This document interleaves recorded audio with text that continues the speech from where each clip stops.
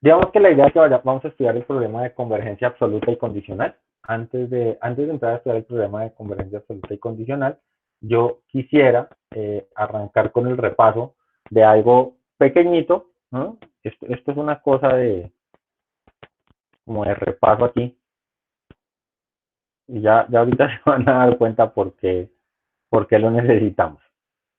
¿Qué relación existe entre esto y esto?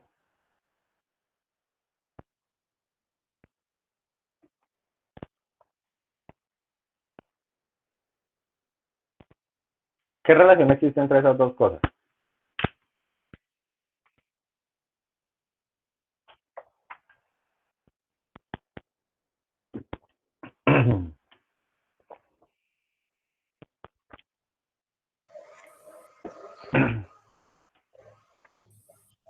¿Cuál?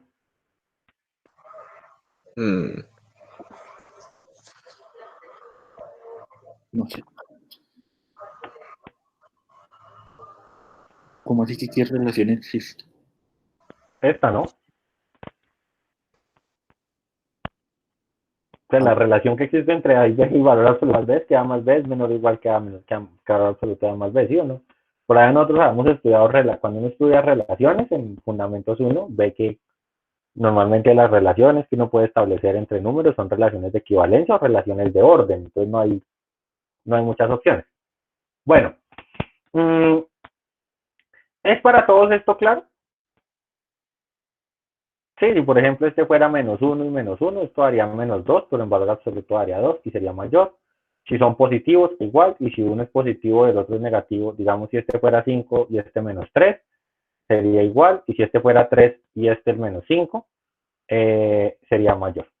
Pero también hay otro personaje que ustedes conocen.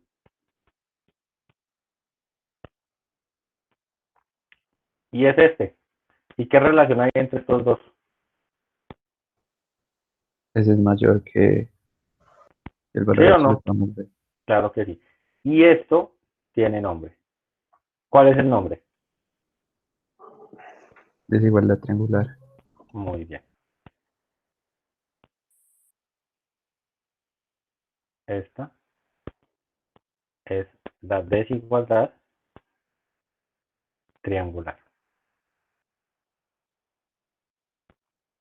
¿Listo?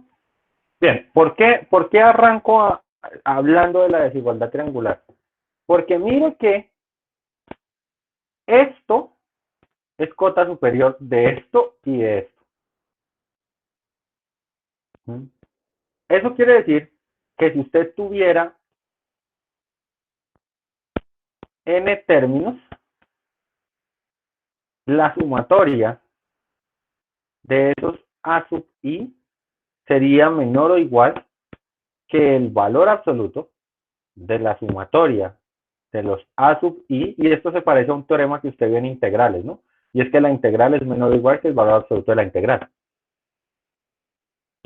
Pero que el valor absoluto de la integral también es menor o igual que la integral, o en este caso, la sumatoria que usted hace sobre el valor absoluto de i. Entonces, ¿esas desigualdades están claras? Sí, Claramente no le estoy diciendo nada que usted no sepa. Eso es introducción al cálculo. ¿Sí? Pero estas cosas que son por allá tomadas de introducción al cálculo van a ser como la inspiración. Entonces, digamos, con dos términos lo sé hacer. Con n términos lo sé hacer. ¿Qué pasará cuando yo tenga infinitos términos? ¿Ya? Y esa es la pregunta que vamos a resolver en la clase de hoy.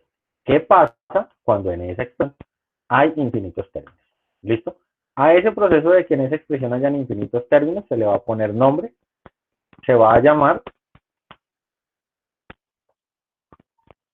ya nos quedó claro ese repasito, a eso lo vamos a llamar el problema de la convergencia absoluta. Entonces el día de hoy vamos a hablar de,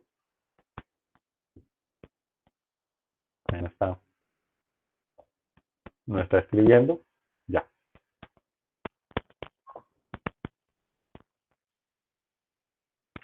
el problema de la convergencia condicional y absoluta.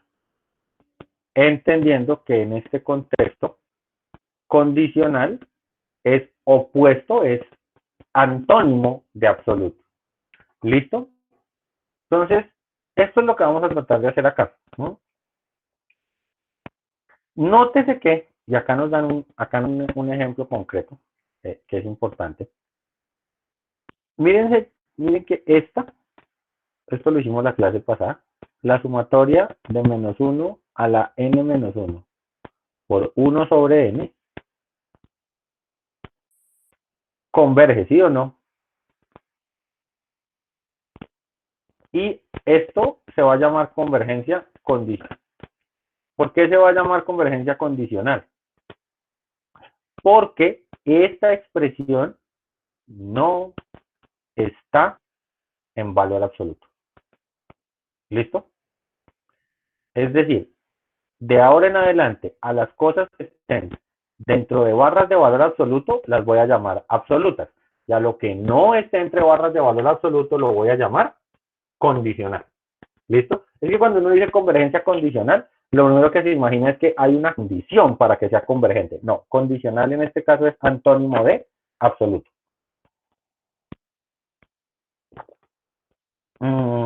Bien. Ahora, avancemos. ¿Qué pasa si yo le hago el valor absoluto a esto? Entonces, si yo hago la sumatoria para desde 1 hasta infinito de valor absoluto de menos 1 n más 1, que es lo mismo n menos 1 o n más 1 en este caso, 1 sobre n. ¿Eso cuánto me daría? Pues la sumatoria para n desde 1 hasta infinito. ¿Cuál sería el efecto del valor absoluto? Que esta expresión menos 1 a la n más 1, que puede ser positiva o negativa, va a ser siempre positiva, ¿sí o no? Entonces me va a quedar 1 sobre n. Pero ¿qué sabe usted de la sumatoria de los 1 sobre n?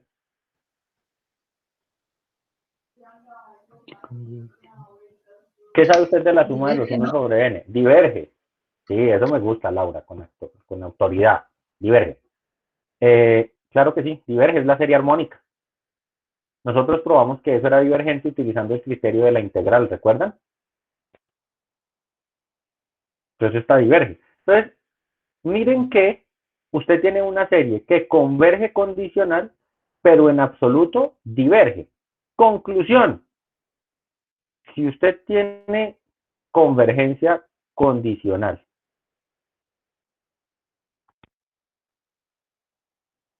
y quiere implicar convergencia absoluta, yo tengo que venir acá con mi lápiz rojo y trazarle una raya acá. Porque la convergencia condicional no implica convergencia absoluta. ¿Queda claro? O sea, yo puedo converger condicionalmente, pero en absoluto ya no. ¿Listo? Ahora sí. Teorema. Si la sumatoria del valor absoluto de A sub n converge, entonces la sumatoria del A sub n sin rayita también.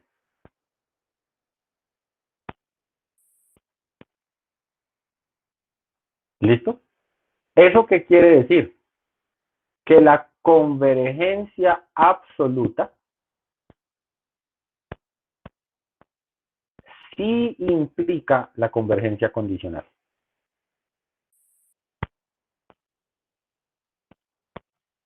¿Ya? Profe, una pregunta. Dímelo. ¿En el caso de arriba es para todo o solo para... o Para en algún o sea, caso sí cumple? puede haber casos en los que sí, pero recuerda que cuando uno va a establecer un teorema, para que se cumpla para todos los casos, hay una demostración. Para demostrar que la expresión no es cierta que utilizamos, un contraejemplo. Vale. ¿Ya? Entonces, Claro, ¿qué es lo que yo estoy diciendo acá? Que para toda serie que converge condicionalmente, esto no es cierto. Ahora, ¿que existen series que convergen condicionalmente y absolutamente también? Sí. Ahora series que cumplan las dos. Pero lo que yo te estoy diciendo acá es que si tú sabes esto, no puedes inferir esto. ¿Mm? Vale, Para inferir gracias. de aquí a acá, necesitarías saber esto, o sea, necesitarías saber que converge condicionalmente y otra hipótesis para poder generar convergencia absoluta. ¿Listo? Vale. Sí, señor, gracias. Yo, cuando una de las cosas que que no están en si usted va y revisa el programa de la materia, no aparece por ningún lado. Pero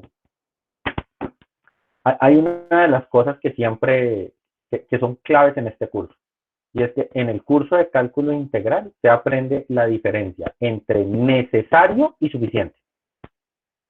¿Sí? Entonces, ¿qué condiciones son necesarias y qué condiciones son suficientes? Porque acá pues todo el tiempo es eso. Listo. Entonces, no solo estoy demostrando que si esto converge, esto también converge, sino que además, ¿sí?,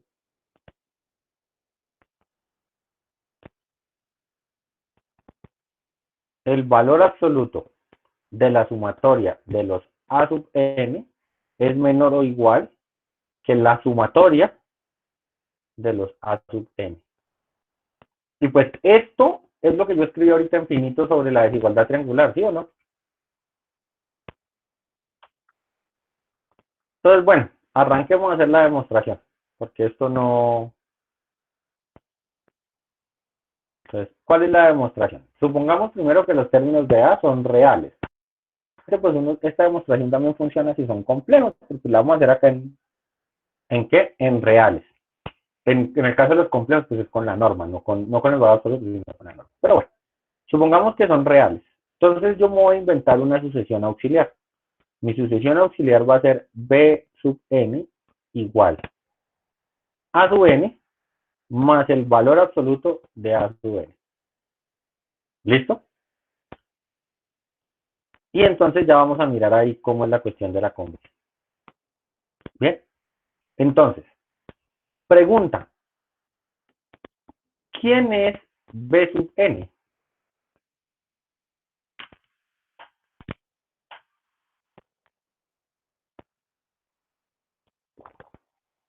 Si B sub n es hecho de sumar a sub n con su valor absoluto, en B sub n solo puede haber dos clases de términos. ¿Quiénes?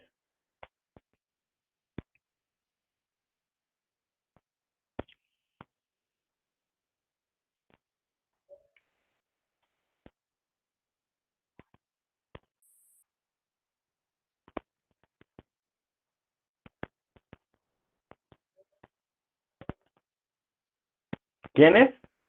2a sub n Ajá, y 0. Y y 0. Pues claro, muy bien. ¿Y para todos es claro por qué? No, profe. Entonces, ¿por qué ceros? Porque puede ser que a sub n sea negativo. Ujú. Entonces, Ah, sí, ya. si a sub n es negativo, Va a ser, sí. da 0. Porque este es negativo, este es positivo, pero son cantidades, o sea, son cantidades iguales, signos distintos, esto da 0. ¿Y qué pasa si a sub n es positivo?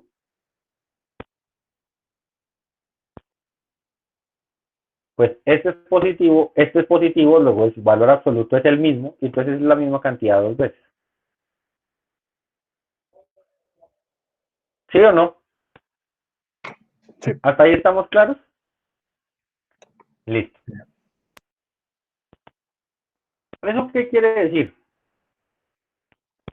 Que los términos B sub n tienen dos opciones. O son 0, en el peor de los casos, o son 2 a sub n. ¿Mm? Cada término B sub n o es 0 o es 2 a sub n. Ahora bien, nótese que esto es lo mismo, o sea, tener 2 a sub n es lo mismo que tener 2 valor absoluto de a sub n, ¿sí o no? Sí, señor. Pues porque el ser positivo, esto es su valor absoluto, es el mismo. Y entonces esto es lo mismo que tener a b sub n entre 0 y 2 veces el valor absoluto de a sub n. ¿Ya? ¿Hasta ahí estamos? Ahora bien, ¿qué dicen las hipótesis? ¿Qué dicen las hipótesis? Ah, bueno, primero voy a escribir algo acá que me perdonarán. ¿La qué? Me perdonarán. Esto se va a llamar asterisco, ¿sí o no? Entonces voy a hacer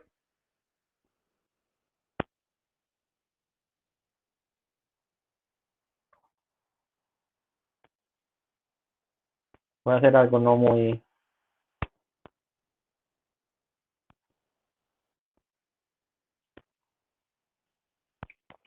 Imagínese que usted coge esas desigualdades y las suma, ¿ya?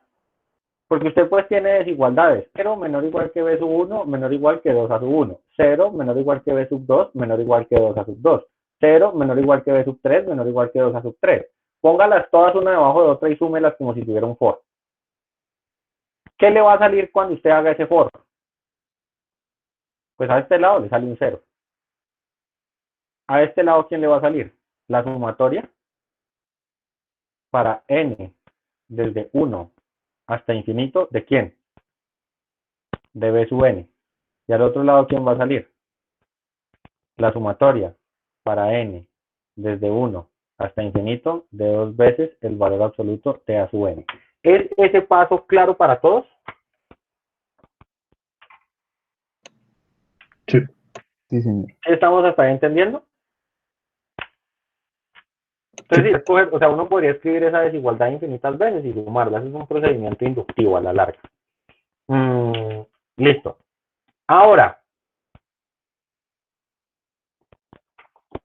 ¿qué sabemos nosotros de esta? Pues esa es 2 veces la sumatoria para n desde 1 hasta infinito de a sub n. ¿Esto es claro, sí o no?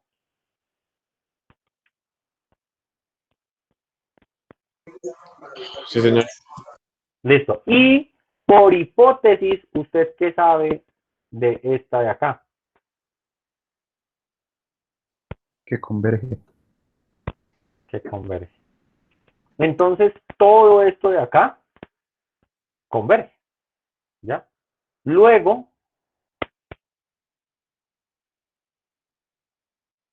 por acotación, ¿se acuerdan del teorema de acotación?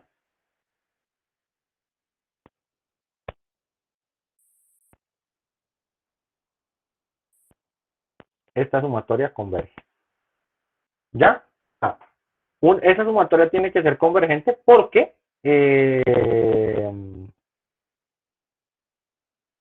esa sumatoria tiene que ser convergente porque es una serie que está acotada superiormente por otra que también converge.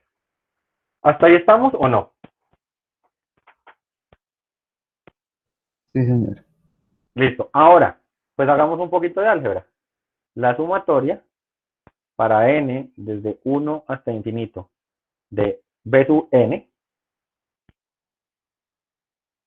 es igual a la sumatoria para n desde 1 hasta infinito de a sub n más valor absoluto de a sub n. ¿Cierto o falso?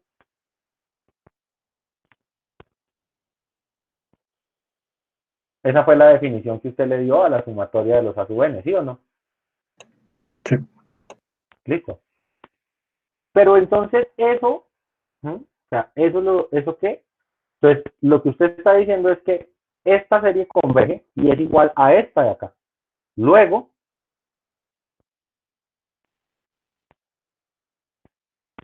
la sumatoria para n desde 1 hasta infinito de a sub n más valor absoluto de a sub n converge.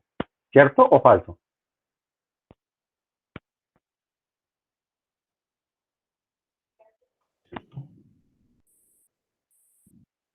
Y entonces, esta suma se puede escribir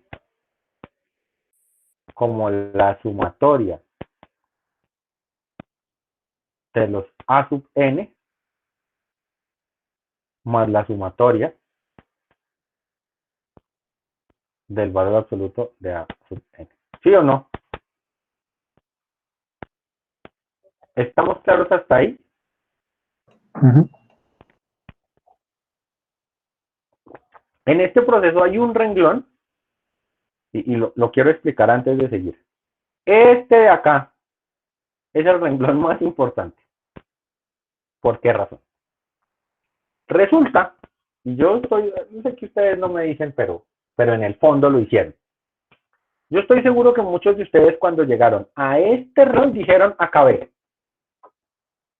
Acabé porque la sumatoria, el sigma de una suma es la suma de los sigmas, entonces esto es sigma de esto más sigma de esto, este pasa a restar y ya da que es convergente. Se acabó. Quieto en primera. Resulta que yo voy a hacer la anotación acá pequeñita y la borro. Pero eso ya lo habíamos dicho antes. Recuerde que cuando usted está en el caso finito, la sumatoria para k desde 1 hasta n de a sub k más b sub k es igual a la sumatoria para k desde 1 hasta, perdón, hasta n de a sub k más la sumatoria para k desde 1 hasta n de b sub k. ¿Cierto o falso? Pero cuando usted está en infinito, esta sumatoria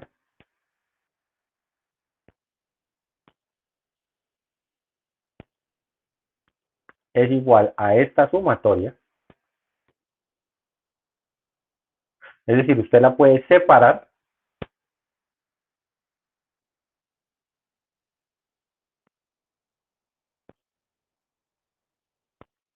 si converge solamente. ¿Mm? ¿Por qué razón? Porque usted podría tener, voy a hacer un ejemplo, feo. Usted podría tener esto.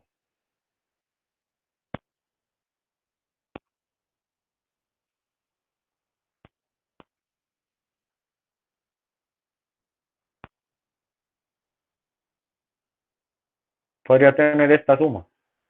¿Y la sumatoria de esto cuánto da? Pues cero, ¿sí? Claro. Pero cuando usted viene y escribe esto,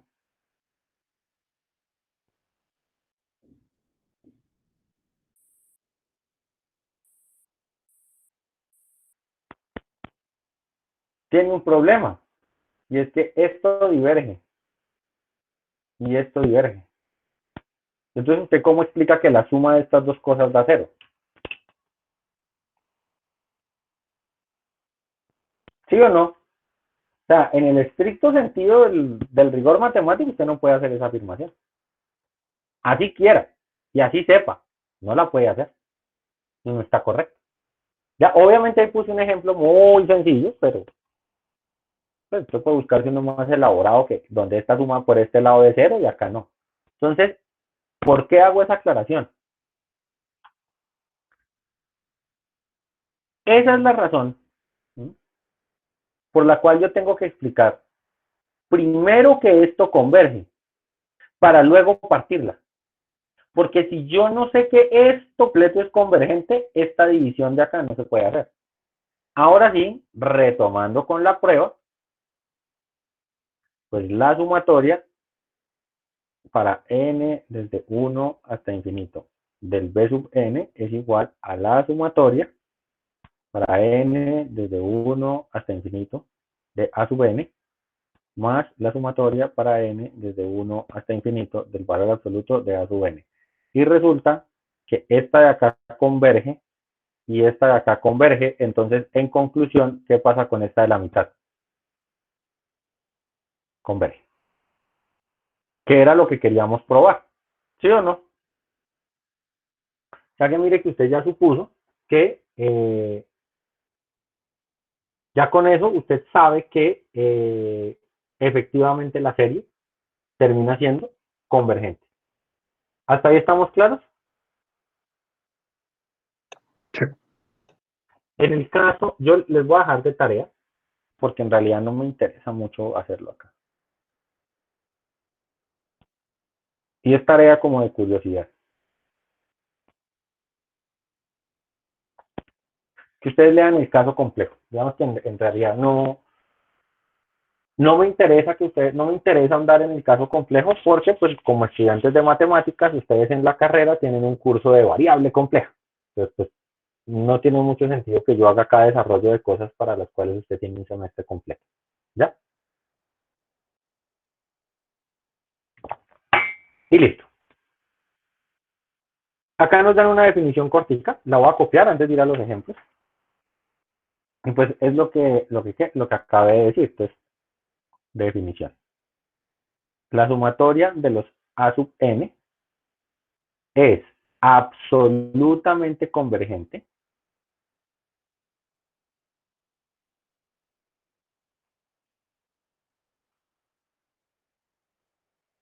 la sumatoria de los A sub n es absolutamente convergente si el valor absoluto de A sub n converge.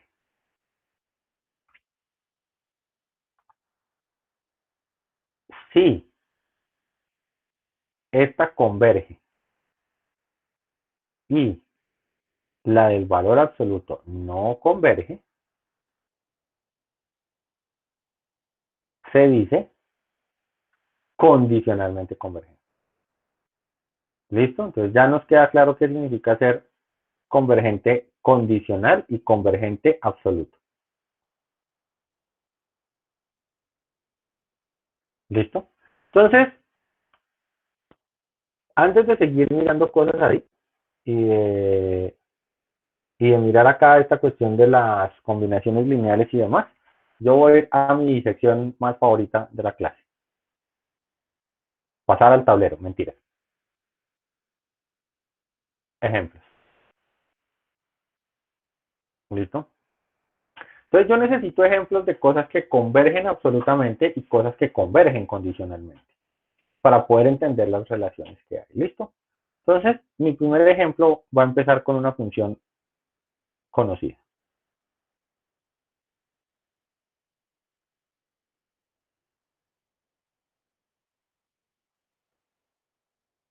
¿Converge o diverge y por qué?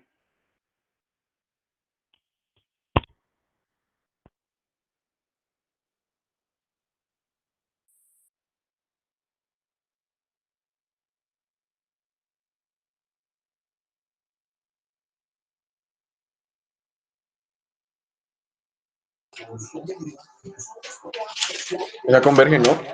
Por el criterio P. Converge por criterio de la serie P. ¿Listo? Entonces esta serie converge. ¿Listo? Por el criterio de la serie P. Eso ya lo sabíamos. Ahora voy a escribir otro.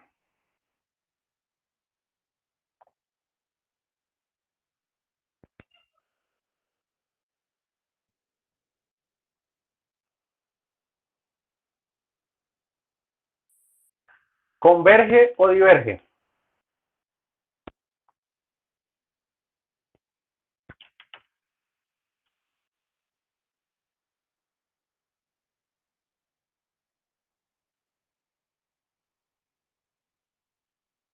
No tantos. ¿Converge o diverge?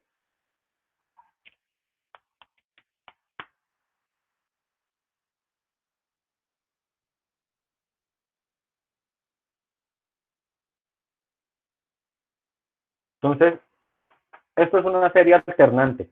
Como es una serie alternante, ¿de qué manera verifico si converge o diverge?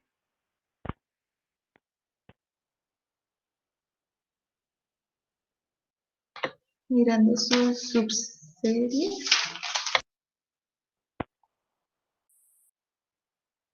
Debe cumplir dos condiciones.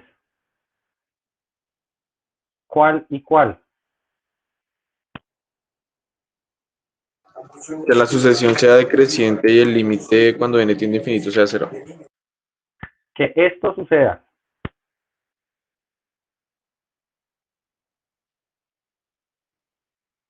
¿Y esto es verdadero o es falso? ¿Eso que yo escribí ahí es verdadero o es falso? Es verdadero. Eso es verdadero, ¿sí o no? Entonces decrece. Y segundo, el límite, cuando n tiende a infinito, de 1 sobre n cuadrado, ¿cuánto es? Finalmente la aprobación se dio afortunada. Finito, no, Cero, ¿no? cero, Es cero, cero. constante sobre infinito. Y como se tienen estas dos cosas, ¿qué conclusión obtiene usted? Que converge. Que converge, ¿sí o no?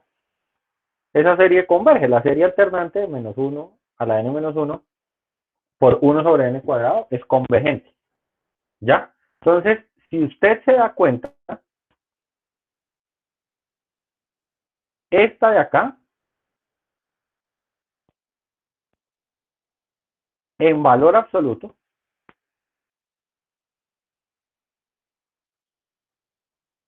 es igual a esta de acá.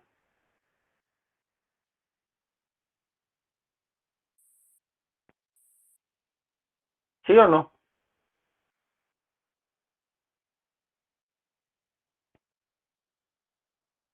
Porque el valor absoluto lo que hace es quitar esto. Entonces, me quedaría esta, y por lo que dije aquí arriba, esta también converge.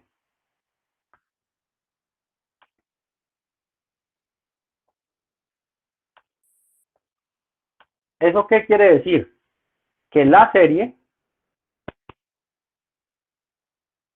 de sumatoria para n desde 1 hasta infinito, de menos 1 a la n menos 1 por 1 sobre n cuadrado, converge absolutamente. Qué horrible.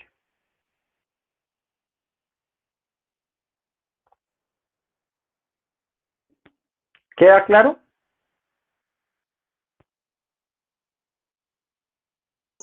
Sí, señor. Entonces, converge absoluto, ¿por qué? Porque sin valor absoluto es convergente y con valor absoluto también. Siguiente ejercicio. Parecido. ¿Qué pueden decir de esta que voy a escribir?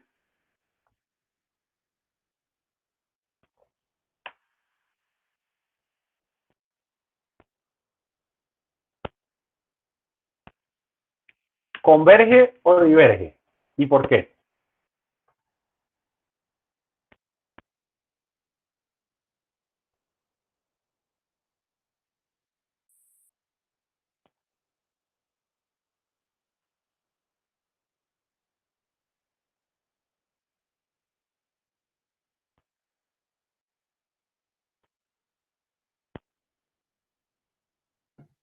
¿Qué dicen ustedes? Converge, ¿no? Converge. ¿Verificamos la convergencia o es claro para todos? Mm,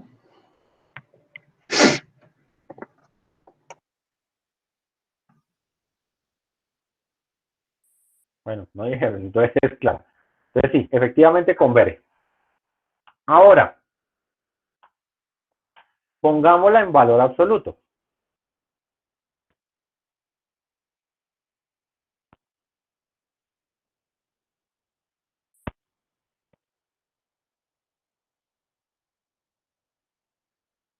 En valor absoluto, ¿quién quedaría?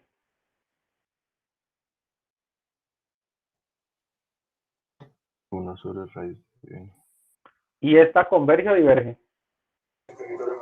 Diverge por criterio de serie P. Esta es la misma que tener sumatoria para n desde 1 hasta infinito, de 1 sobre n a la 1 medio. Y el criterio de la serie P me decía que si este exponente era menor o igual que 1, la serie era divergente. Luego esta diverge. ¿Eso qué quiere decir? Que la serie sumatoria para n desde 1 hasta infinito, de menos 1 a la n menos 1, 1 sobre raíz de n, converge, pero converge condicionalmente. ¿Listo? Entonces ya hay una diferencia entre ser convergente absoluto y ser convergente condicional. Ahora, esos dos ejemplos que dimos, sé que no eran los más creativos propiamente, pero primero nos ayudaron a repasar el criterio de Leibniz y segundo, nos dejan claro algo y es que la convergencia, o sea, nos dejan clara la implicación de cómo absoluta implica condicional, pero condicional no implica absoluta. ¿Listo? Miren que también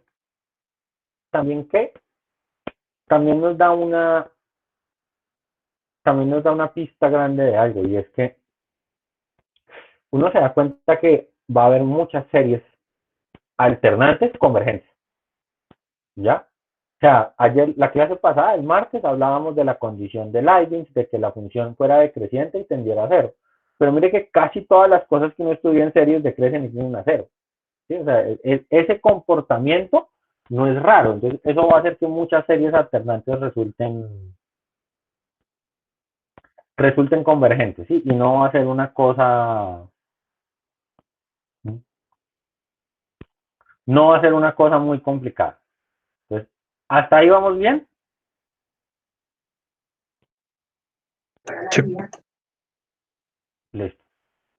Bien, entonces, pues esto que nosotros hicimos ya nos va quedando más claros.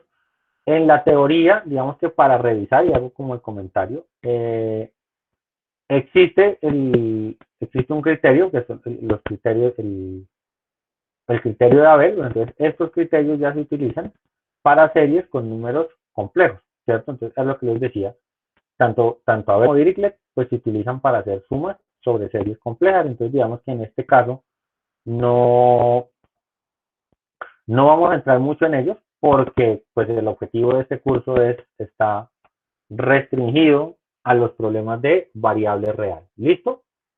Pues eso como para que lo tengamos en claro. Otra sección de ejercicios, entonces pues ahí hay que ir mirando, pero pues si usted se da cuenta, no hay mucho de lo que uno pueda, los ejercicios no son muy diferentes, ¿no? Es todo el tiempo una serie y determinar si converge o diverge, converge o diverge, converge o diverge aplicando una prueba. Eso, mejor dicho, les va a saber acaso, como dicen por ahí, pero eso es lo que hay que hacer. Hay muy poco trabajo de demostraciones. ¿Listo? Lo mismo la parte de, digamos que no, la idea es que no cubramos las partes opcionales, porque no, el tiempo nos empieza como a apremiar un poquito y digamos que ya teniendo clara la batería de técnicas, voy a escribir aquí un resumen pequeñito.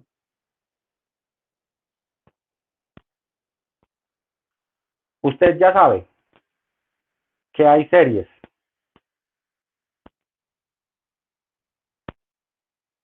telescópicas, geométricas, conoce la serie armónica y sabe que diverge. Conoce el criterio de la serie P, conoce el criterio de comparación,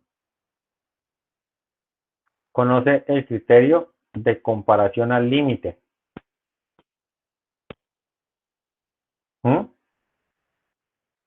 Conoce el criterio de la integral, conoce el criterio de la razón, conoce el criterio de la raíz, conoce la condición de Leibniz y conoce sobre la convergencia condicional y absoluta. ¿Listo? Entonces, si usted se da cuenta, este es como un resumen de técnicas o de estrategias que usted tiene para determinar si una serie de edad es convergente o no. Es decir, ya tiene como bastantes elementos para poder afirmar cuándo una serie converge o cuándo una serie no converge. ¿Hasta ahí estamos claros? Sí, señor.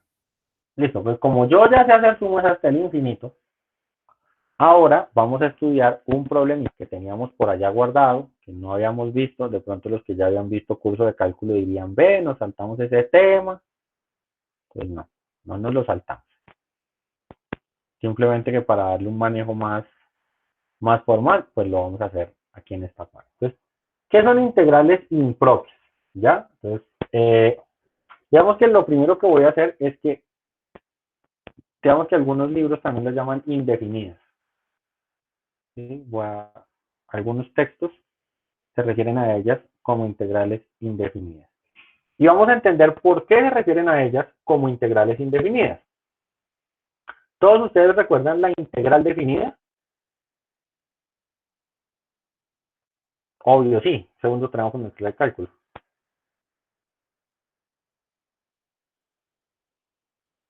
Esto es lo que usted llama una integral definida, ¿cierto? ¿Por qué razón? Porque el cálculo está definido entre A y B. De hecho, el día de ayer en el parcial usted tuvo que haber calculado unas integrales definidas entre unos valores para resolver unos problemas. ¿Ya? Bien. Resulta que yo a esta también la podría llamar integral propia. Y entonces ya entiendo que la impropia es la que no es así. Pero no es así en el sentido de que, de que no tenga extremos, porque si no tuviera extremos, pues ¿sería qué? Sería simplemente una antiderivada, sino que voy a entender que estas integrales se llaman definidas porque están en un intervalo. ¿Listo? Y es un intervalo de longitud finita. ¿Sí? Y están definidas para una función acotada. ¿Ya? O sea, cuando usted construyó este objeto, AB era finito y la función f estaba acotada. ¿Ya? Y la acotación, de hecho, ya habíamos visto que, de hecho, la función era acotada. Básicamente, la acotación era una condición muy general que lo que nos hacía era evitar cierto tipo de discontinuidades, ¿sí o no? Hablábamos de acotación para evitar asíntotas, que era como el ¿qué? Como el problema. Bien, habiendo dicho eso, pues entremos a mirar, y ese es como el objetivo de esta parte.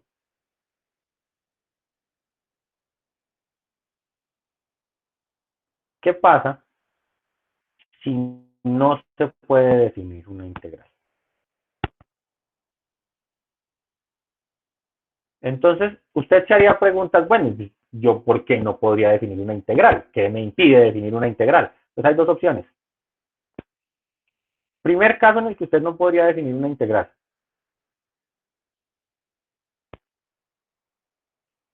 Que tuviera un intervalo de longitud infinita. Es decir, que esto no fuera de A hasta B, sino de A hasta infinito. Pues ya la teoría que usted tenía no la tiene tan clara, tiene que inventarse algo. Segunda opción, que F no esté acotada. Y si F no está acotada, lo que usted está diciendo es que aquí en la mitad, entre A y B, haya una asíntota. Y pues si hay una asíntota, ¿cómo funcionaría el área ahí? Y tercero, esto parece una prueba de esas de ICFES.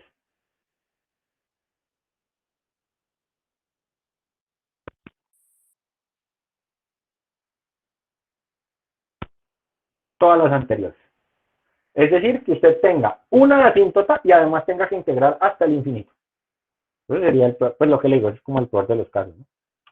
Entonces, bien, eso es lo que nosotros vamos a entrar a mirar acá como integrales impropias de tipo 1, 2 y 3. ¿Vale? Entonces, vamos a arrancar con el primer caso. ¿Listo? El primer caso es intervalos de longitud infinita. ¿Ya? Entonces, a eso les vamos a llamar integrales de tipo, o sea, integrales impropias de tipo 1. ¿Bien? Entonces, supongamos que la integral entre a y b de f de x existe para todo b mayor o igual que a. Es decir, que yo puedo hacer integrales de a hasta cualquier punto. ¿Listo? Y entonces, yo puedo definir una función. ¿Listo? Que es la función y. La función y depende de b y será la integral de a hasta b de f de x de x. ¿Ya? Esa función no es nueva. Nosotros ya por allá en el primer corte habíamos hablado de una función que se llamaba la función integral superior. ¿Sí o no? Cuando construimos el teorema fundamental del cálculo, la integral como función del límite superior. Pero como yo sé que a veces a uno se le olvidan las cosas, el primer corte fue hace tanto tiempo, la cuarentena, entonces hagamos un dibujito. Esta es f y este es a. Y si usted se da cuenta, de aquí hacia allá, la función es integral. Para cualquier valor es integrable. Entonces, cada vez que usted venga acá y escoja un valor b sub 1, obtiene un área. Y a esa área la va a llamar integral de b. ¿Listo? Claramente, a medida que usted coja este punto y lo arrastre, pues esta área va subiendo o va bajando, ¿sí o no? Entonces esa es la función. Aquí es donde usted tiene que cerrar los ojos, imaginarse que esto era GeoGebra y que efectivamente eso se movió, ¿no? Importante. Listo. Y entonces, yo ya podría preguntarme, bueno, ¿y qué pasa si esto sigue y sigue y sigue y sigue y sigue y sigue? Ah, pues yo hago un límite. Entonces tomo el límite cuando b tiende a infinito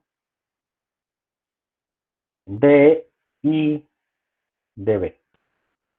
¿Eso qué es? Yo no sé si, no sé, ustedes son muy jóvenes y han visto GeoGebra, pues no sé si vieron alguna vez Cabri o si han visto la animación de un objeto en GeoGebra. Imagínese que usted agarra esto con una manito y lo arroja. Entonces, si usted pone este punto y lo arroja, esta área se va moviendo y va cambiando de valor. Entonces yo podría hacer que ese puntico rodara hasta el infinito. Y eso es lo que estoy haciendo con el límite, ¿ya? Entonces, a este límite, usted se da cuenta, este límite es lo mismo que hacer el límite cuando b tiende a infinito de la integral de a hasta b de f de x. ¿Eso qué quiere decir? Yo no voy a calcular la integral de a hasta infinito, porque infinito no es un número y no lo puedo reemplazar. Puedo calcular la integral desde a hasta una variable b y luego hacer que esa variable b vaya al infinito. ¿Listo? Y entonces a esto de acá, de ahora en adelante, lo voy a llamar integral desde a hasta infinito de f de x de x. ¿Hasta ahí estamos claros? Sí.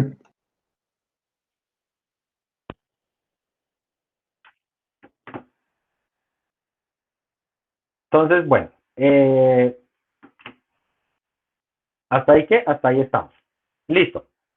Ejemplos. Entonces, digamos que en este caso, bueno, como siempre. Y esto ya, si el límite existe,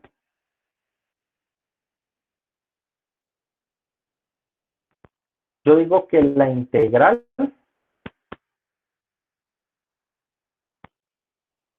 converge. Y si el límite no existe, entonces digo que la integral diverge. Eso no es nuevo, pero pues bueno, vale la pena. Bien, vamos a mirar un ejemplo para poder entender esto mejor, pero no vamos a mirar el ejemplo del libro porque ese es aburrido. Voy a hacer un ejemplo que ningún profesor de cálculo ha hecho nunca en la historia. Un ejemplo totalmente nuevo. Para los que ya vieron clase de cálculo en otro programa o en otra universidad o algo así, pues todos los profesores de cálculo suelen hacer este ejemplo. Y es el ejemplo de la trompeta.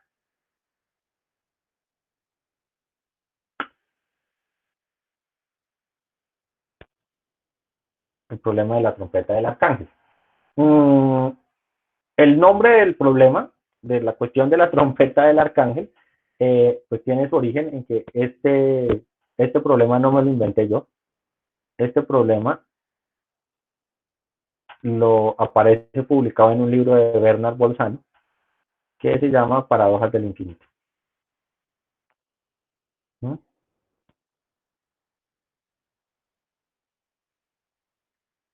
¿Ya? Entonces eso como para que lo tengan en cuenta. ¿Listo? Pregunta. Esta es pregunta para motivar la conversación en la clase. ¿Ustedes alguna vez han leído el Apocalipsis? ¿O han escuchado del Apocalipsis? ¿O han visto la película de la profecía? ¿Algo? ¿Sí? ¿Tienen idea como de esas imágenes de por allá? Sí, señor, profe. Después, si yo, pues sí, como muchas referencias que les estoy dando de la cultura, ¿no? Si yo les hablara a ustedes de la trompeta del arcángel, ¿sí tienen idea más o menos de qué estoy hablando? Sí, señor. Sí, ¿no? Entonces todos ustedes ya conocen más o menos la historia, yo no, digamos que frente a eso no quiero aclarar, no vayan a decir después que el profesor hace comentarios de la religión, nada de eso, simplemente es como para darles contexto. Bolzano pues era por allá la edad del siglo, hace como 500 años, era una persona religiosa y demás.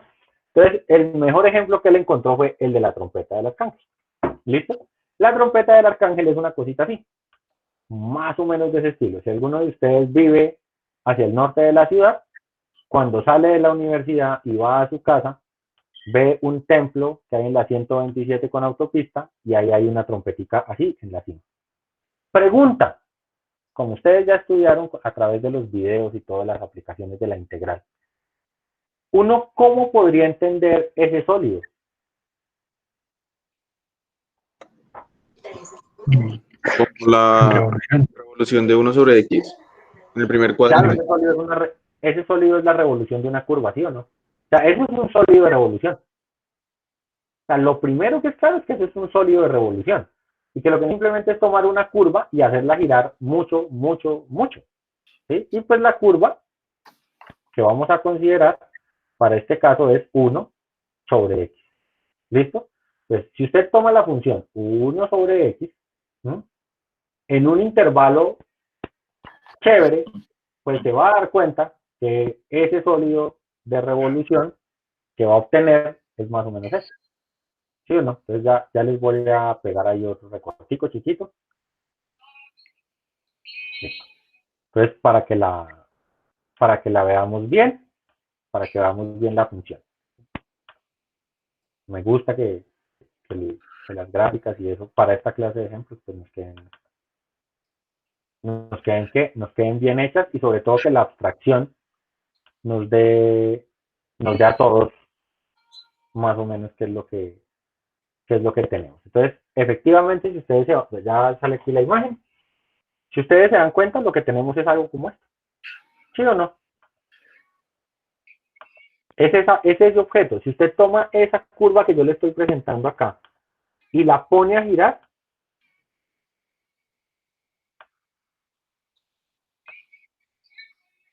pues le va a dar esa de ahí arriba. ¿Estamos o no estamos? Sí, señor. Obviamente tendríamos que cogerla un poquito antes. Tendríamos que cogerla desde ¿dónde? Desde 1. Pongamos que acá no está, pero pues por acá, ¿quién está? El 1. Entonces, si usted coge esta curva y la hace rotar alrededor del eje X, pues le da esto de acá.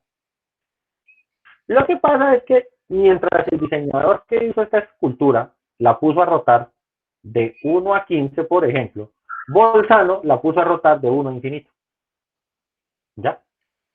Entonces, ¿qué fue lo que hizo Bolzano? Tomar ese sólido, pues generar el sólido de revolución desde 1 hasta infinito. Entonces, nos queda claro que se parece a eso que está ahí, ¿sí o no?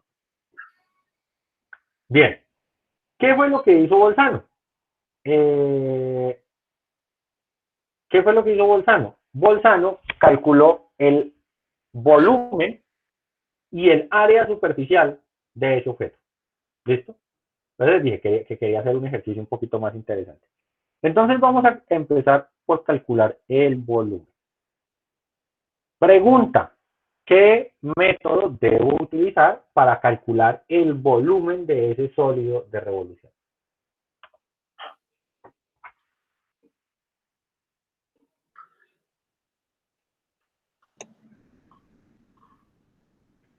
Tendría que hacer un corte transversal a la gráfica de uno Ajá.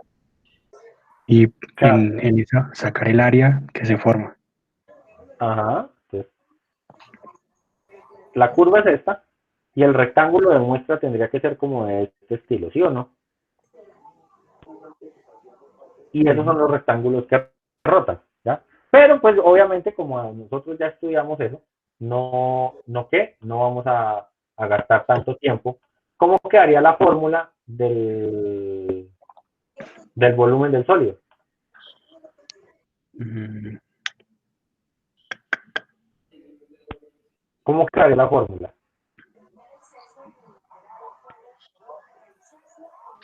La integral, ¿les qué? De 1 hasta infinito. Infinito. Sí, entonces sería la integral desde 1 hasta infinito De pi por la función al cuadrado. de pi por 1 sobre x al cuadrado. ¿Cierto? Porque esto es un sólido de revolución por el método de los discos. Entonces, pues, por el método de los discos es pi por la función al cuadrado, ¿no? Entonces ahí no hay que hacerle mucha vuelta. Y entonces, ¿esto cuánto daría? Pi por la integral entre 1 e infinito de x a la menos 2 de x. Esto sería pi por, ¿cuánto es la integral de x a la menos 2? Menos 1 sobre x. Menos 1 sobre x, ¿sí o no? Pero, aquí hay un error pequeñito. Ah, bueno, habría que hacer esto evaluado entre 1 e infinito, pero ya aprendimos que uno no puede evaluar una integral entre 1 e infinito, ¿cierto? Sino lo que hay que hacer es el límite, cuando b tiende a infinito, de pi por menos 1 sobre x, evaluado entre 1 y b, ¿cierto? Eso fue lo que yo acabo de decir arriba. Para calcular una integral a infinito, uno pone un extremo fijo y hace límite. Entonces, límite, cuando b tiende a infinito, de pi factor d. Cuando reemplacen b, pues le da menos 1 sobre b. Menos 1 sobre 1.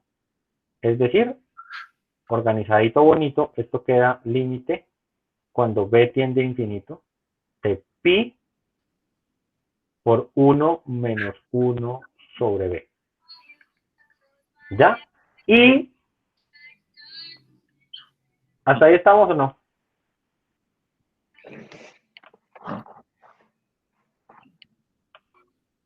Sí, ¿Sí vamos señor. bien o no?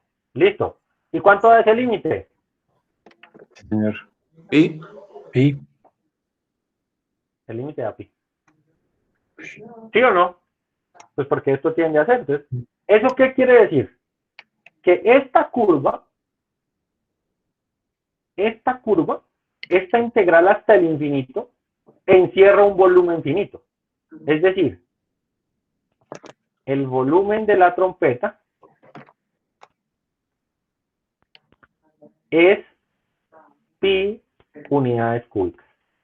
Tomar esa curva desde el 1 hasta el infinito y ponerla a rotar encierra pi unidades cúbicas. ¿Hasta ahí estamos claros? Sí, señor. Listo. Ahora, nos toca calcular el área superficial.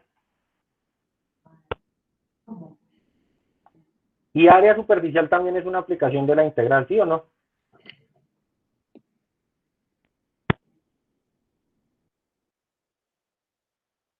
¿Estamos o no? Sí, eso también ustedes lo vieron en un video y demás. Entonces, como quiero calcular el área superficial en un intervalo AB para hacer el límite, entonces eso me quedaría 2pi y la personita que puso área superficial dice si cuando coloque la fórmula está bien o está mal. La integral de 1 hasta b de 1, la raíz de 1 más 1 sobre x a la 4 y todo esto sobre x, o sea, por 1 sobre x de x. ¿Listo? Entonces, habría que calcular. ¿Todos recuerdan cómo calcular la integral del área superficial? No, profe, no me acuerdo exactamente. Pues eso está en las fórmulas del... ¿Está qué? Está en las fórmulas, yo les recomiendo, les recomiendo un video.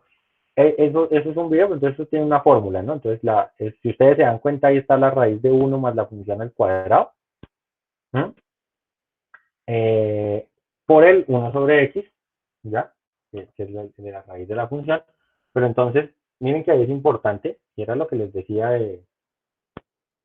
era lo que les decía al comienzo de la clase de lo de las aplicaciones. Miren que uno tiene que más o menos recordar también cómo se hacen esas cosas, y pues uno debe saberse eso de casi que qué, casi que de memoria. Entonces, en este caso, ojo, porque en este caso es la rotación respecto del eje X, ¿no? Entonces, recuerde que la función la fórmula de lo que usted rota, aquí voy a hacer el recordéis, los voy a ver como complicados. La fórmula del área superficial es 2, es la integral entre a y b de 2pi, la función por la raíz de 1 más la función al cuadrado, ¿cierto? De la derivada de la función al cuadrado. Entonces sería 2pi f de x por la raíz de 1 más la derivada de la función al cuadrado. ¿Ya? Esa es la fórmula del área superficial. ¿Hasta ahí estamos? Sí, señor. Sí, pues no, hay que recordarla, pues es importante tenerlo en cuenta, pues la función es 1 sobre x, entonces por eso es que está, o sea, si se dan cuenta, pues ya hay todo cuadro, ¿no? Porque 1 sobre x está acá, esto sería, la derivada es menos 1 sobre x al cuadrado, y al cuadrado pues es 1 sobre x a la 4, ahí está la fórmula. Yo no me voy a poner a calcular esa integral porque me demoro mucho, pero esta integral que está acá, perdón, cambiamos de color. El objetivo de la clase, pues esta integral uno la puede hacer, pero pues no es el objetivo. Hoy, esa la hacen ustedes después, con calmita. Entonces, ¿cuál es la idea? Esta integral, ahora sí me escribió todos los dos que había querido escribir. Esta integral, 2pi integral entre 1 y b de raíz de 1 más x a la menos 4 sobre x de x es mayor o igual, de hecho es mayor estricto, ya ahorita vamos a ver por qué, a la integral de 1 hasta b de raíz de 1 sobre x. que es igual a la integral de 1 hasta b de u de x. ¿Queda clara esta desigualdad? Los denominadores son iguales y pues este numerador es menor que este numerador. Entonces este cociente es menor que este cociente. Y como las funciones son positivas, la integral preserva la desigualdad. ¿Listo? ¿Por qué razón estoy haciendo esto? Porque esto es más fácil de hacer. Entonces, ¿quién es el límite cuando b tiende a infinito? De la integral de 1 sobre b 1 sobre x de x. ¿Cuánto da esa integral?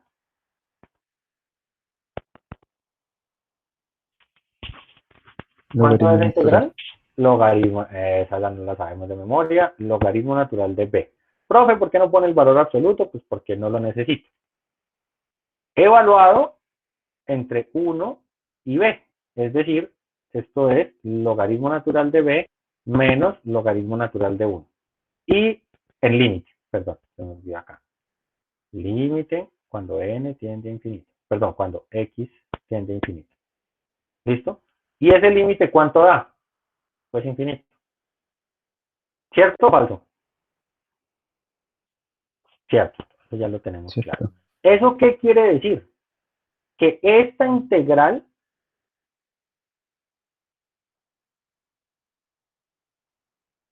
diverge. ¿Estamos o no? Y si esta integral diverge, esta integral, bueno, esta con un 2pi, diverge. Esta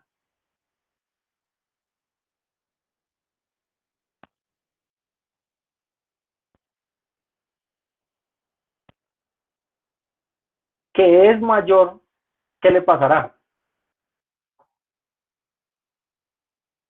¿Esta integral será convergente o divergente?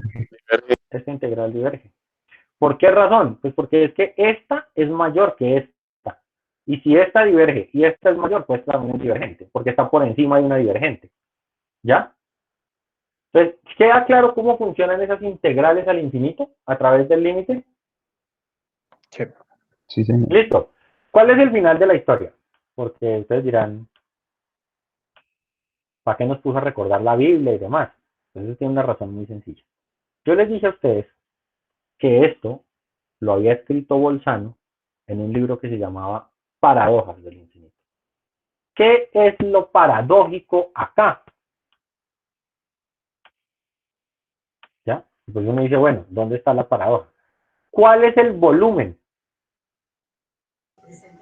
Pi. Este es el volumen. ¿Y cuál es el área superficial? Infinito. Infinito. Esta es el área superficial, que también va a ser infinito. Entonces, ¿qué es lo que dice Bolzano y qué es lo que a él le pareció paradójico? Que un área infinita encierra un volumen finito.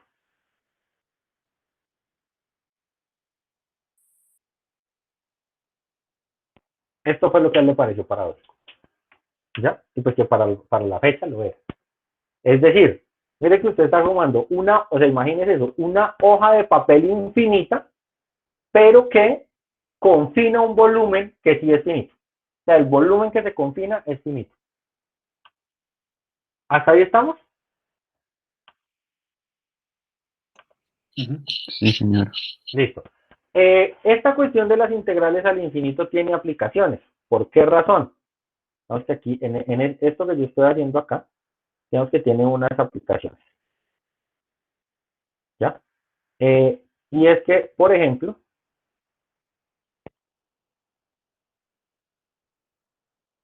va a ser otro tipo de proceso.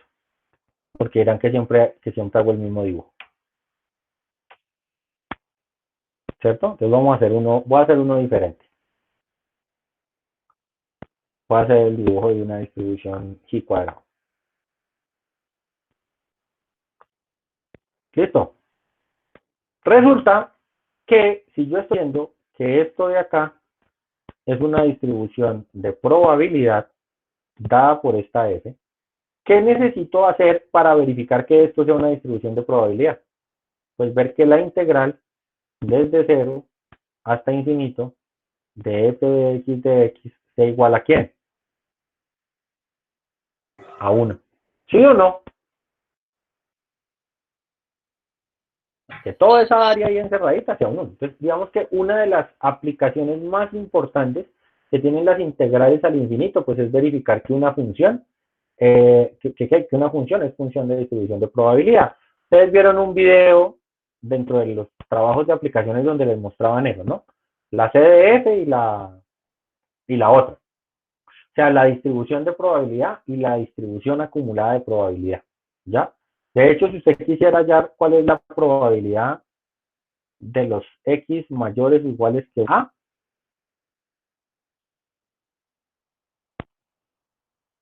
tendría que hacer la integral desde a hasta infinito de f de x de x, ¿sí o no? Profe, ¿y eso para qué sirve? Sirve, por ejemplo, para hacer pruebas de hipótesis, ¿no? Porque cuando usted está haciendo una prueba de hipótesis, a esta colita que usted tiene acá la llama zona de rechazo o zona de aceptación, dependiendo de la prueba que esté haciendo. Y pues calcula un estadístico y mira si está ahí adentro o no para validar una hipótesis. Entonces, eso es una aplicación de este tipo de integrales, ¿ya? En el libro, pues nos dan dos ejemplos, lo que les dije son relacionados con lo que estábamos haciendo. El primero es el de la serie, esta integral. Si se da cuenta, esta integral ya la habíamos hecho cuando hicimos la serie P, por eso no hice el ejemplo, porque es la misma de la serie P, la integral de x a la menos s, o a la menos, sí, a la menos s. Quedaba esta expresión y esta expresión solo existe si s es mayor que 1. Si se dan cuenta que es la misma serie P, entonces pues esta integral al infinito solo existe para este valor mayor que 1 y tiene este valor. ¿Ya? Entonces eso va a estar ahí. Y el segundo ejemplo que nos dan, pues es un ejemplo un poco obvio, pero y es que la integral de 0 a infinito de seno de x diverge, porque la integral es 1 menos coseno de b, y esta función no tiene límite cuando b tiende a infinito, ¿cierto? Porque como esta función es periódica, pues este límite al infinito no existe. ¿Ya? No existe, aunque por allá la intuición a uno le diría, la intuición le diría a uno que eso debería ser, ¿o no? Porque uno dice, pues la barriguita de arriba, la de abajo, la de arriba, la de abajo, y todas se anulan. Pero pues para que todas se anularan quiere decir que infinito es múltiplo de pi. Y entonces eso ya generaría problemas, ¿vale? Entonces, digamos que hay como aquí una anotación pequeñita, ¿sí? Y es, a esta idea se le puede hacer una extensión, ¿ya? Y entonces, pues la extensión no es muy difícil. ¿Qué sería la integral de menos infinito hasta b de f de x de x?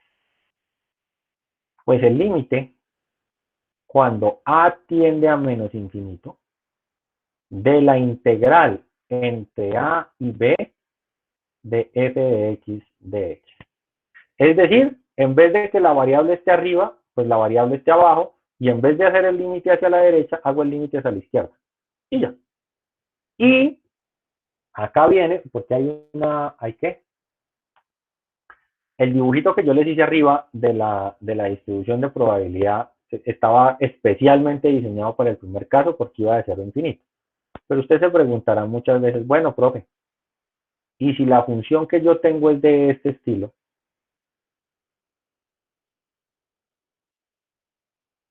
Y necesito hacer la integral desde menos infinito hasta infinito, ¿qué hago? Pues fácil, me busco un punto intermedio. ¿Sí o no? Entonces escojo un valor c en algún lado y entonces la integral de menos infinito a infinito de f de x va a ser igual a la integral de menos infinito hasta c más la integral de c hasta infinito. ¿Queda claro? Entonces lo que usted hace es escoger un valor. Yo acá le doy una sugerencia, una sugerencia amistosa, y es que el valor como más idóneo para partir es 0. ¿Ya? el valor como más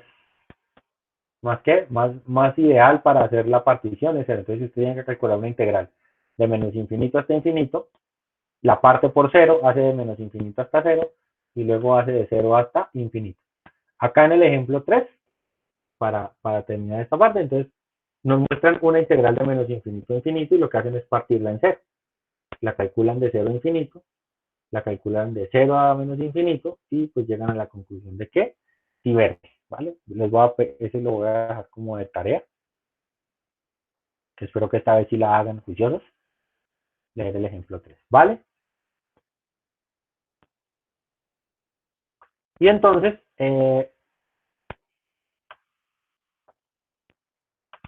¿cuál es la condición final que nos dan para cerrar para cerrar la clase de hoy con el teorema? Lo que nos dicen es que si esta integral converge, bueno, existe, para todo b mayor que a, y si la función es positiva para todo x mayor que 0, ¿no? Entonces, la integral de 0 a infinito converge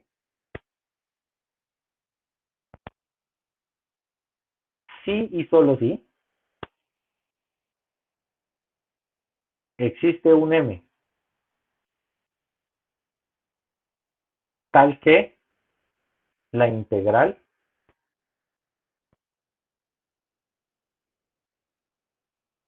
sea menor o igual que 0. Pues para cada b menor que a. Es decir, la única forma de que la integral a infinito sea convergente, pues es que el conjunto de las integrales esté acotado. ¿Ya? Y pues si usted se da cuenta, eso es una consecuencia inmediata del criterio de comparación.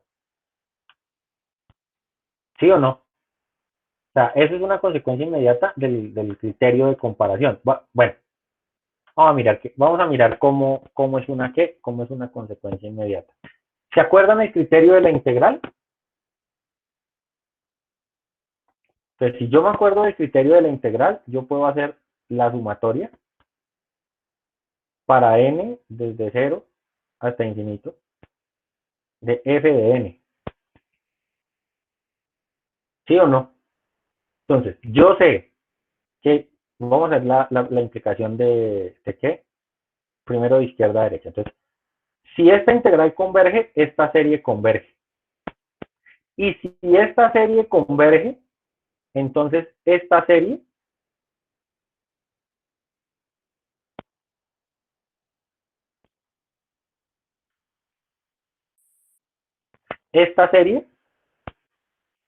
que me borró los que no quería.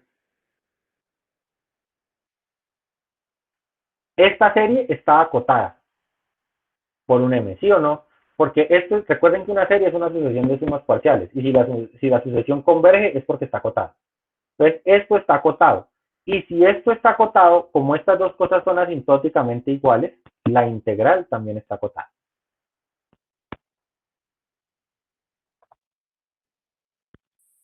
Esta es la parte fácil. Ahora, suponga usted para el otro lado. Ay, Dios mío, se me redujo esto y detesto cuando esto pasa. Llevamos harto, ¿no? Hagamos el caso contrario. Entonces, ¿qué dice el caso contrario? Suponga usted que existe un m tal que para todo b, la integral entre a y b de f de x es menor o igual que n. Listo. En particular, usted podría discretizar, es decir, podría suponer que b está en los naturales y tendría la sucesión de las integrales de a hasta b